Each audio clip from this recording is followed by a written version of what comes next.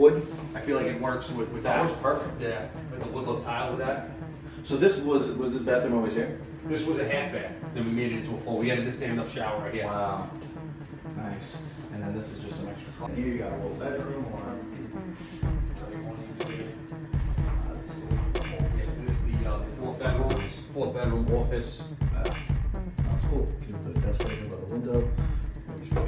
This is the tile, and this is obviously the original. Refinish here, refinish hardwood. We installed new hardwood in the kitchen. That was cut off there originally. And that was all like linoleum floor. So we ran the hardwood floor straight through. Created that seamless look. What made you go with the not round floors? Well, these were good shapes, so I felt like it gave us the option. The dark, like some of the biggest thing with the dark, if you just wear the ceiling stains or anything like that, with this, you have the option of working on a fresh floor and do it for like a gray color. And the kitchen wasn't open like this either. Take a look upstairs.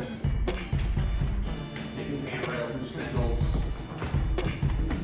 I know, super fancy, right? And there's 3 bedrooms up here. Wow. Yeah, 3 bedrooms up here, full bath.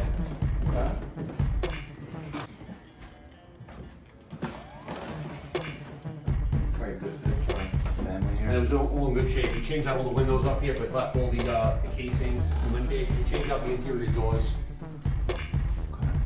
This is nice too. This is the bedroom. Get a lot of light in here too. Yeah, this could be the master room. The largest room up here. You didn't do too much here. No, same thing. This, all 3 bedrooms are in good shape. Like I said, windows, trim remained. Refinished the floors, and just some patchwork and painting throughout.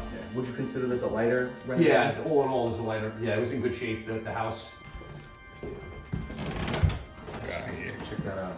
And you took out a window in here, right? Yep, there was a window in the shower area that we closed off. Nice. Nice. And then my favorite part is that office space. It's all open now.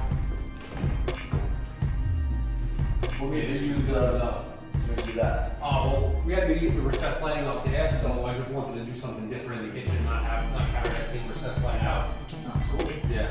And then this was closed off. Yeah, this was closed off over here, so we opened this up, and the window over there above the sink, look out to the yard.